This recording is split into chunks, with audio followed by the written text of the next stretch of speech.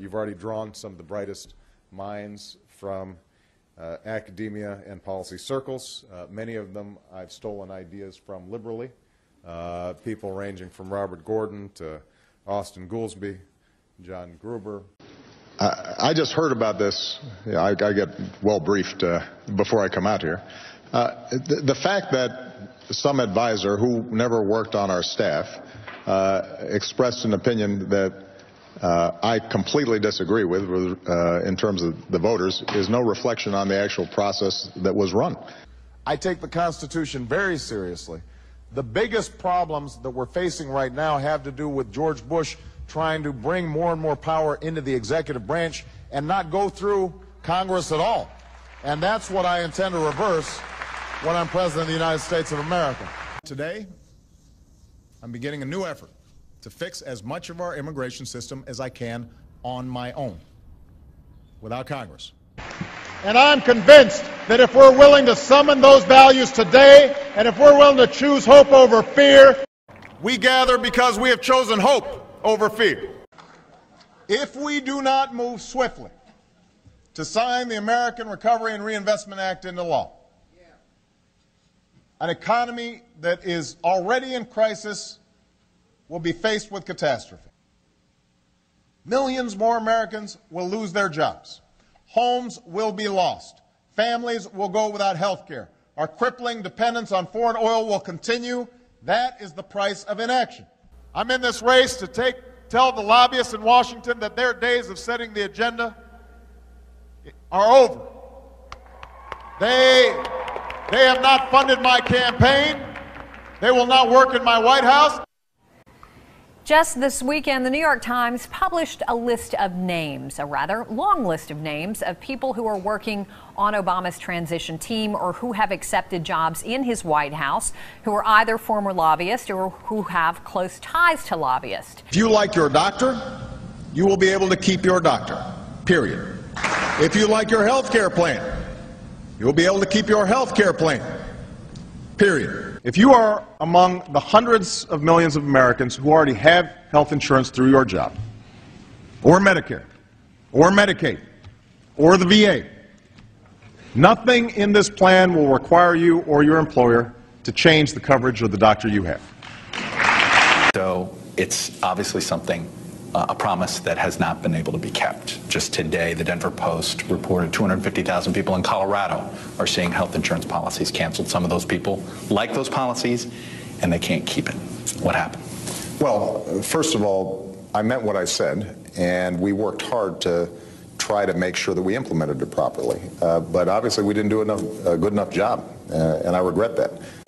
I think what most people, I hope, also recognize is that when you try to do something big, like make our healthcare system better, that there are going to be problems along the way, even if ultimately what you're doing is going to make a whole lot of people better off.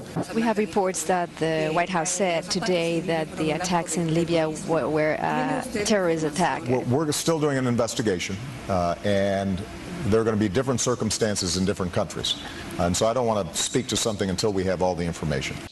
The day after the attack, Governor, I stood in the Rose Garden and I told the American people and the world that we were going to find out exactly what happened, that this was an act of terror.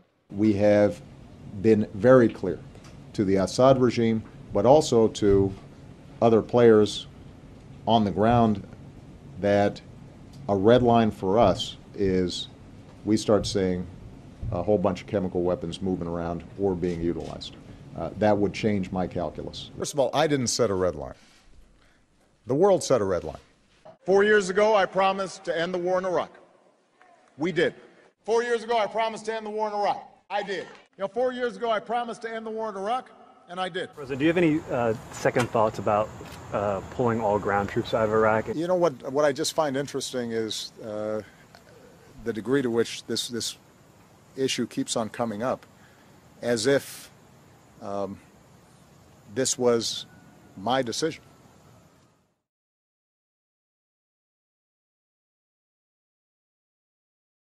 We will keep this promise to the American people. If you like your doctor, you will be able to keep your doctor, period. If you like your health care plan, you will be able to keep your health care plan, period. First of all, if you've got health insurance, you like your doctor, you like your plan, you can keep your doctor, you can keep your plan. Nobody is talking about taking that away from you. No matter what you've heard, if you like your doctor or health care plan, you can keep it. If you like your doctor, you can keep your doctor. If you like your private health insurance plan, you can keep your plan, period. If you are among the hundreds of millions of Americans who already have health insurance through your job, or Medicare, or Medicaid, or the VA, nothing in this plan will require you or your employer to change the coverage of the doctor you have.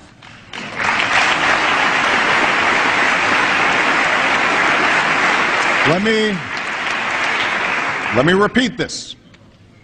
Nothing in our plan requires you to change what you have. Our approach would preserve the right of Americans who have insurance to keep their doctor and their plan.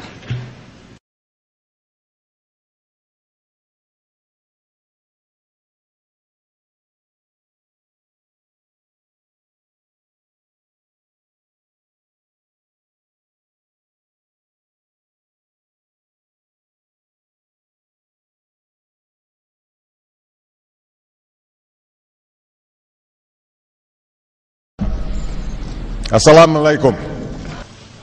Many other Americans have Muslims in their families or have lived in a Muslim majority country.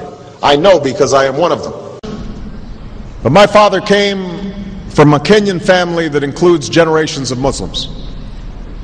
As a boy, I spent several years in Indonesia and heard the call of the azan at the break of dawn. I have known Islam on 3 continents before coming to the region where it was first revealed. That experience guides my conviction. You're absolutely right that John McCain has not talked about my Muslim faith.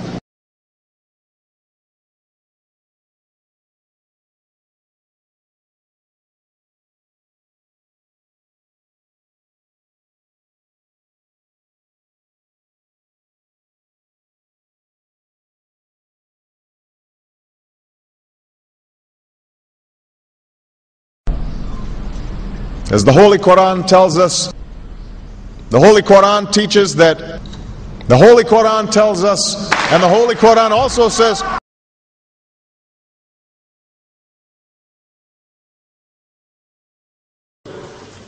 we will convey our deep appreciation for the Islamic faith, which has done so much over the centuries to shape the world. I would like to speak directly to the people and leaders of the Islamic Republic of Iran. Your great and celebrated culture. Over many centuries, your art, your music, literature, and innovation have made the world a better and more beautiful place. We know that you are a great civilization, and your accomplishments have earned the respect of the United States and the world. I also know civilization's debt to Islam. It was Islam at places like Uluzar that carried the light of learning through so many centuries, paving the way for Europe's Renaissance and Enlightenment. It was innovation in Muslim communities that developed the order of algebra, our magnetic compass and tools of navigation, our mastery of pens and printing, our understanding of how disease spreads and how it can be healed. Islamic culture has given us majestic arches and soaring spires, timeless poetry and cherished music, elegant calligraphy, and places of peaceful contemplation. They have fought in our wars, they have served in our government, they have stood for civil rights, they have started businesses, they have taught at our universities, they've excelled in our sports arenas, they've won Nobel Prizes, built our tallest building, and lit the Olympic torch. And when the first Muslim American was recently elected to Congress, he took the oath to defend our Constitution using the same Holy Quran. In ancient times and in our times, Muslim communities have been at the forefront of innovation and education.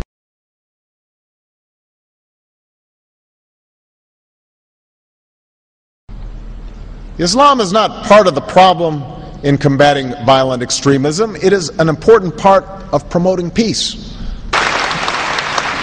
The enduring faith of over 1 billion people is so much bigger than the narrow hatred of a few. In the United States, rules on charitable giving have made it harder for Muslims to fulfill their religious obligation. That's why I'm committed to working with American Muslims to ensure that they can fulfill zakat. It is important for Western countries to avoid impeding Muslim citizens from practicing religion as they see fit. And I consider it part of my responsibility as President of the United States to fight against negative stereotypes of Islam wherever they appear.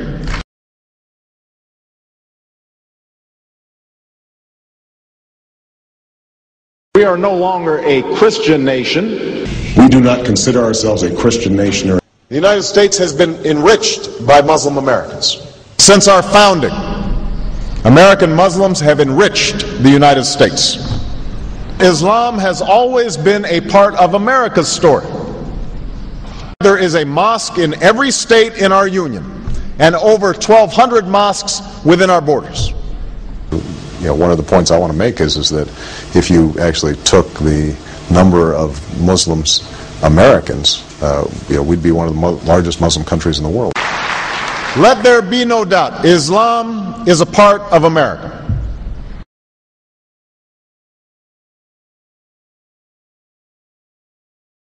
He did bow to the Muslim king, while he did not do it to the British Queen of England. And by bowing, he showed the world that I am subservient. I do bow down to you as a Muslim king, something no other president has done with Saudi Arabia. The Saudi king is his peer. He is not his subordinate in order to bow for him. And this is exactly what Obama did. Usually it is out of respect that someone would nod his head when bowing to royalty, and the ladies will give curtsy. But Obama went beyond what is required as a head of state and bowed to the Saudi king, and that's unacceptable. It sent the wrong symbol. When you say it sends the wrong signal, what signal do you think it sends? It sent a message that Islam is superior to any other master or king or president in the world, that an American president bowed to a Muslim king. It also sent a message that terrorism and jihadism is giving Islam the respect it should have on the world stage, to the point that it made an American president, for the first time in history, bow to a Muslim king.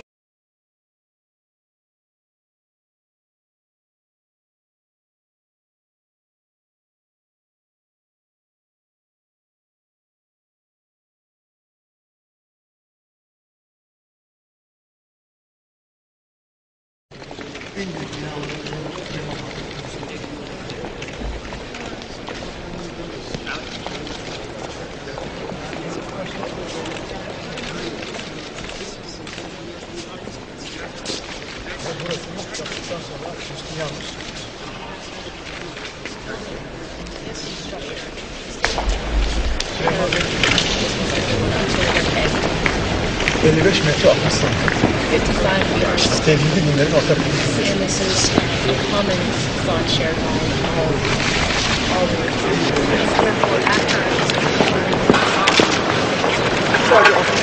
therefore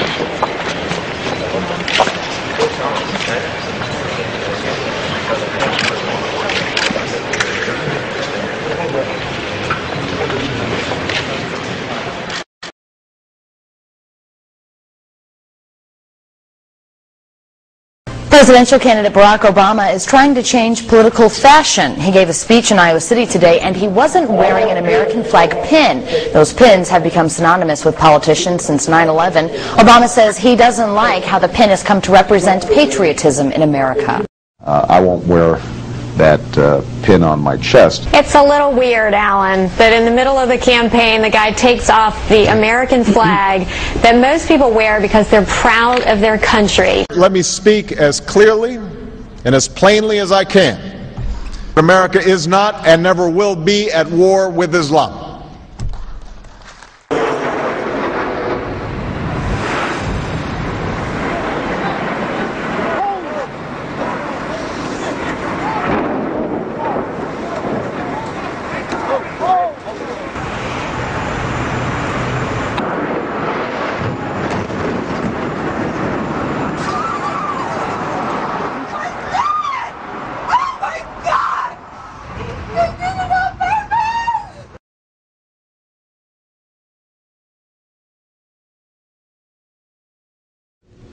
Thank you. And Eid Shoma Mubarak.